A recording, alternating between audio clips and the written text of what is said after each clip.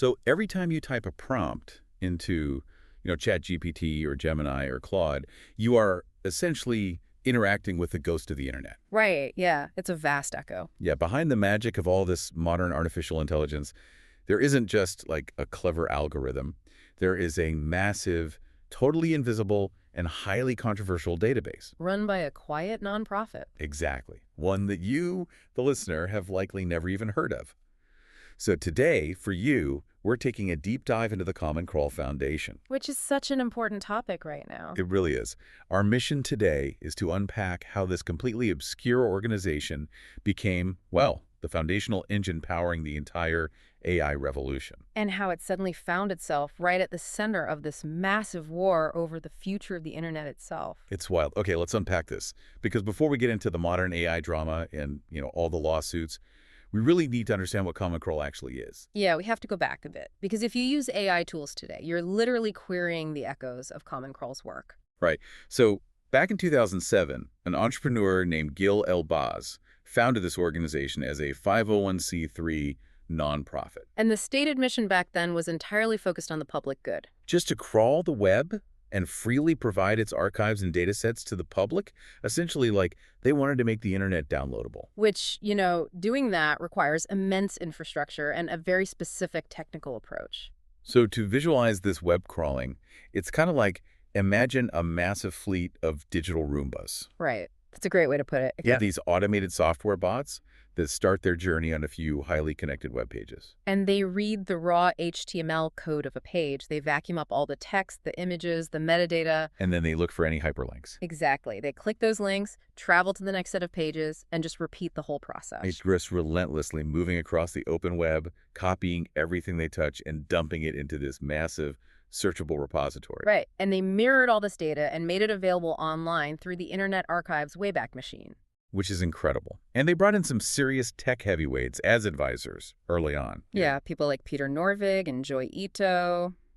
Big names. But I guess my question is, why do this as a nonprofit? Like, was the original goal just to be a giant backup hard drive for humanity? Well, no, it was fundamentally about democratizing research and development. Okay. I mean, think about the landscape of the tech world in the late 2000s and early 2010s. If you were an academic wanting to analyze web-scale data. Like tracking how slang spreads across internet forums or something. Exactly. Or studying search engine optimization trends or mapping misinformation, you simply couldn't do it. Because you need Google servers. Right. You needed the resources of a massive corporation like Google or Yahoo. Mm-hmm. You needed server farms just to gather the raw data before you could even begin your analysis. So the barrier to entry was, what, millions of dollars in computing power just to get a snapshot of what people were talking about online? Yeah, and Common Crawl totally removed that barrier by doing the really expensive, labor-intensive vacuuming and then giving the resulting data set away for free. Which meant academics, independent researchers, small startups, they suddenly had access to the exact same scale of internet data that the tech giants had. And it worked perfectly for its intended purpose. I mean, long before AI chatbots were a thing, people built real, tangible tools with this. Like Tiny, right? Yes, by 2013, the reverse image search site Tiny built its products off Common Crawl's data. That's amazing. And academically, by 2024, the data set had been cited in over 10,000 academic studies. It's a staggering foundational impact. It proved that if you provide the raw material of the internet for free, human ingenuity will find incredible ways to use it. It was almost this utopian vision of the internet. Open data leading to open innovation. But, the nature of innovation is unpredictable. And the way human ingenuity ended up using this data shifted the entire global economy. Right, which brings us to the AI boom. The big pivot. Because you have this massive free digital library of human knowledge. That's great for academics writing papers. Yeah. But over the last few years, the tech landscape just shifted beneath our feet. Completely.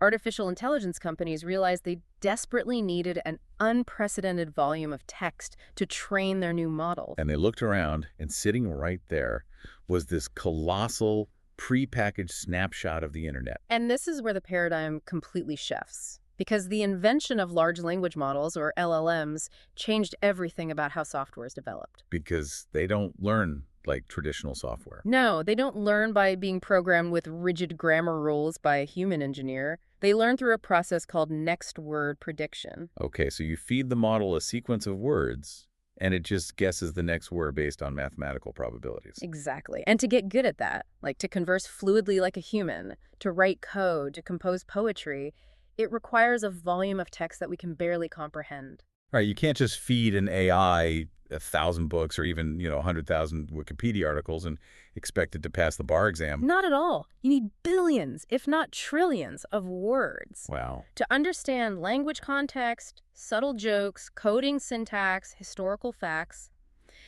The AI has to map the statistical relationships between tokens across a truly massive corpus of text. Tokens being like pieces of words. Yeah, pieces of words. And Common Crawl was simply the right data set at the exact right time. It transitioned almost overnight from an academic resource to the foundational infrastructure of a trillion-dollar industry. I mean, a filtered version of Common Crawl was heavily utilized to train OpenAI's GPT-3, which was announced back in 2020. Yep. And it was used to train Google DeepMind's Gemini. Google even created its own specific, highly filtered version of Common Crawl back in 2019. They called it the Colossal Clean Crawled Corpus, or C4 for short. And they used that to train their T5 language model series. Without Common Crawl's historical archiving, the rapid advancement of these language models would have been severely bottlenecked.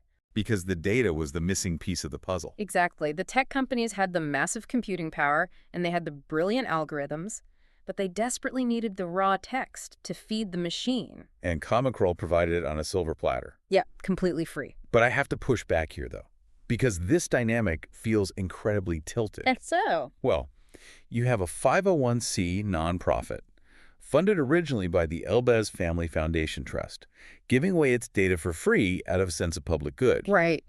And that free data becomes the absolute secret sauce for massively profitable, multi-billion-dollar AI companies. It does. And then, in 2023, Common Crawl begins receiving significant financial support directly from the AI industry. We're talking $250,000 donations each from OpenAI and Anthropic. Yeah, those are big numbers. Doesn't that compromise their independent mission? I mean, it feels like the digital Roomba suddenly works for a very specific corporate master. It absolutely highlights a massive wealth transfer, and that is the exact tension the tech world is grappling with right now. Okay. Because from one perspective, the nonprofit is just receiving necessary funding to continue its incredibly expensive mission. I mean, archiving the web at that scale. The server costs and bandwidth are astronomical. Right, so who better to fund it than the companies relying on it? Exactly. Yeah. And the data is still technically free for anyone else to use. But you are absolutely right to point out the friction there. Yeah. The nonprofit does the heavy lifting of gathering the world's knowledge, and for-profit companies synthesize it into closed products that generate massive exclusive revenue. So you have AI companies turning incredible profits off free data. But there's a huge missing link here, which is the people who actually wrote that data in the first place. The creators. Right. When OpenAI or Google makes millions of dollars off a language model, the journalist, the blogger, or the novelist whose writing trained that model doesn't see a dime. Not a single dime. And that brings us to the massive copyright collision. Because when you scrape the entire open web, you inevitably scrape things that people want protected. Oh, totally. You capture copyrighted books, paywalled investigative articles, private blogs, recipe sites, proprietary code repositories, everything. And as far back as 2016, it was well documented that the Common Crawl dataset included copyrighted work. But they were distributing it from the United States under fair use claims. Yes. So let's break down that fair use argument mechanically. How does vacuuming up someone's copyrighted book legally fly? Well, the concept of fair use in the U.S. is pretty legally flexible. It generally allows for the use of copyrighted material without permission if the use is highly, quote-unquote, transformative. Okay, transformative. Like what? For example, a search engine indexing a web page and displaying a snippet of text so you can find the site that's considered fair use. Right. So AI companies argue that training a machine learning model is also transformative. They argue they aren't republishing a copyrighted book to compete with the author. They're just analyzing the book to learn the underlying mechanics of human language. Exactly. Okay, but the internet isn't governed solely by U.S. law. What happens when researchers or AI developers in Europe, where copyright laws are often much stricter, want to use this data? That is where we see some incredible legal and technical gymnastics. Oh boy. Because researchers outside the US face different liabilities, so they've had to invent these wild workarounds to interact with the dataset without technically hosting copyrighted works. Wait, like what kind of workarounds? One prominent technique is literally shuffling the sentences of a document before analyzing it. Shut up.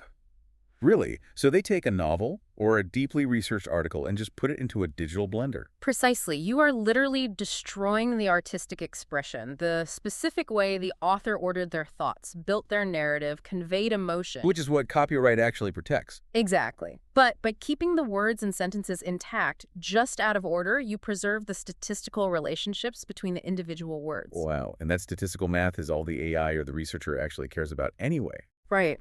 Alternatively, developers would just reference the Common Crawl dataset's remote location, rather than hosting the data themselves, kind of shifting the legal liability away from their own servers. So they basically found a legal loophole. They destroy the art to extract the data. Essentially, yes. Let's look at this through a different lens. Imagine someone going to a massive public library and taking millions of free books. Okay. They feed all those books into a giant industrial processor, and out comes this omniscient robot. And that robot then stands right outside the library doors and charges people a fee to answer any question they have. Effectively ensuring those people never need to go inside, check out a book, or support the author. Exactly. The original authors are going to look at that robot and say, hey, wait a minute, you used my life's work to build my replacement. And that captures the existential threat to creators perfectly. I mean, the internet was built on the premise of open sharing and indexing. When a writer put an article online in, say, 2010, they wanted a crawler like Google to index it so humans could find it, read it, and maybe click an ad or subscribe. But AI training wasn't the intended use. No, they never consented to a machine ingesting their work to learn how to mimic their writing style. And then just answer user queries directly, bypassing the author's website entirely. And creators are actively waking up to this and fighting back. Big time. There was a 2024 New York Times study by Kevin Roose that revealed a staggering statistic. 45% of content is now explicitly restricted by websites. That's nearly half the internet. Yeah, they are actively putting up digital do not enter signs because they refuse to be scraped without compensation. We also saw major concerns raised over copyrighted content specifically inside Google's C4 dataset, which was thoroughly reported by The Guardian in 2023. The tension is just palpable. It is. The core question society is wrestling with right now is what fair use really means when a machine, rather than a human, is doing the reading at a scale of billions of pages a day. Which means all of this underlying friction eventually hits an absolute boiling point. And it did. November 2025. Technology journalist Alex Reisner publishes this massive, explosive investigation in The Atlantic. Yes. And the allegations leveled against Common Crawl are severe. The investigation claimed that Common Crawl was explicitly bypassing publisher requests to have their content removed from its databases. And to understand the gravity of that, we have to explain how those removal requests usually work. Right, let's get into the technical side. When a website wants to block a web crawler, they typically use a file called robots.txt. Okay. It's essentially a simple text file sitting on the website server that acts as a digital traffic cop. It tells incoming bots, you are allowed here, but you are not allowed there. Okay, so a publisher puts up the stop sign. Right. And the allegation in The Atlantic was that Common Crawl's bots were simply ignoring these standard digital traffic lights or actively bypassing paywalls to get to the text underneath. And there's a highly specific technical piece of this allegation that really stands out. The piece claimed that the public search function on Common Crawl's own website was fundamentally misleading. And this is the part that caused massive, massive outrage. Explain how that worked. So if you are a publisher and you add that robots.txt file to block Common Crawl, you might go to Common Crawl's website a few weeks later and search for your domain just to verify they complied. Makes sense. You want to check their work. Exactly. And according to the investigation, the public-facing search tool would show 0 entries for your site. So you'd look at that and think you were safe. Right. You'd think, okay, they respected my request. But the allegation was that while the public search index hid your site, your data was actually still included in the underlying raw scraped data dumps. The WAR-RC files. Yes, the WAR-RC files. And those are the files being handed over in bulk to the AI companies. Wow. If true, that is a massive breach of trust. It suggests this two-tiered system, like A sanitized, compliant public face to appease angry publishers, and then a back-end data pipeline that quietly ignores restrictions to just keep feeding the AI industry's insatiable appetite for fresh data. And publishers did not take this lightly at all. A report by Wired noted that publishers are now actively targeting Common Crawl in these fights over AI training data. They're realizing that if they want to stop AI companies from using their work, suing the AI companies might not be enough. Right, they have to go directly after the supplier of the raw material. But Common Crawl didn't just absorb the blow. No, they fired back. Rich Skrenta published a formal public reply titled Setting the Record Straight, vigorously defending the organization. And I really want to break down both sides of this battlefield impartially, because this isn't just a technical dispute. No, it's a fundamental clash over who owns the information on the internet. Exactly. So let's start with the publishers. Their argument is rooted purely in commercial survival. Absolutely, because investigative journalism, high-quality literature, detailed research, that stuff costs real money to produce. Yeah, you have to pay writers. Paywalls and ad revenue are how these entities survive in the digital age. So, from the perspective of The Atlantic and the wider publishing industry, if an organization bypasses those paywalls, copies the proprietary content, and feeds it into an AI, An AI that can then just summarize that exact content for an end user. then the original publisher loses their traffic. They lose their subscriber revenue. Right.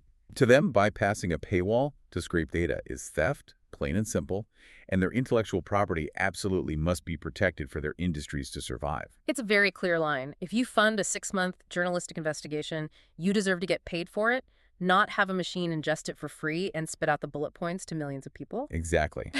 But then we have Common Crawl's defense, which is equally foundational to how the architecture of the internet actually works. Yeah, Common Crawl's defense, as outlined in Skrenta's Setting the Record Straight, rests on their long-standing commitment to transparency and their belief in the public good. They really push back on the idea of malicious intent, right? They do. They defend their technical processes, noting that web crawling at the scale of billions of pages is an imperfect science. It's not some malicious conspiracy to steal data. Okay. And their perspective is that locking down the internet behind paywalls and opting out of historical archives fundamentally damages the open web. Because if everything is locked down, only the richest companies can afford to buy access to the data through licensing deals. Exactly. And then we are right back to the 2007 problem where only a massive tech giant can afford to do research. Wow. Full circle. Precisely. To Common Crawl, indexing the web, even for AI training, is a transformative use that ultimately benefits society by driving massive technological progress. They sort of view themselves as digital librarians, don't they? They do. And a librarian doesn't pay a royalty every time someone reads a book in the library to learn something new or be inspired to write their own book. Right. They believe that archiving the public web is a vital service to humanity, and restricting that archive actively hinders innovation. It's the classic unstoppable force meeting an immovable object. The commercial necessity for human creators to survive versus the technological drive to organize and process all human knowledge. And caught right in the middle of it is a 501c3 nonprofit that started with the simple goal of giving researchers a downloadable backup of the internet. It perfectly illustrates how quickly technology outpaces our legal and ethical frameworks. I mean, the infrastructure of the open web was built for human readers in one era, and it has been entirely co-opted by machine readers in another. It really has. It's a profound journey when you step back and look at it. We started this deep dive looking at Gil Elbaz in 2007, building digital Roombas to help academics spot trends. And we've ended up in a landscape where those same Roombas are funded by massive tech conglomerates accused of sneaking past paywalls and serving as the primary battleground for the future of copyright law. The most crucial takeaway for you, the listener, is to remember that every single time you prompt an AI, you are not just talking to a clever algorithm. No, you are querying the entire archived history of the open web, vacuumed up and processed by Common Crawl. But that open web is closing. As we discussed, nearly half of the internet's content is now explicitly restricted. Yeah, with these massive controversies, publishers, journalists, and creators are building digital fences faster than ever. They are locking their doors. Which leaves you with a really profound question to mull over. If the open web continues to build these fences, what happens to the next generation of artificial intelligence? Will future models only be able to learn from a closed-off, highly commercialized, sanitized version of the internet? The AI magic trick we enjoyed today relies entirely on a massive, hidden engine of free human knowledge. But if those raw materials dry up or get locked behind ironclad legal vaults, what does a post-Common Crawl internet look like for a learner seeking the truth?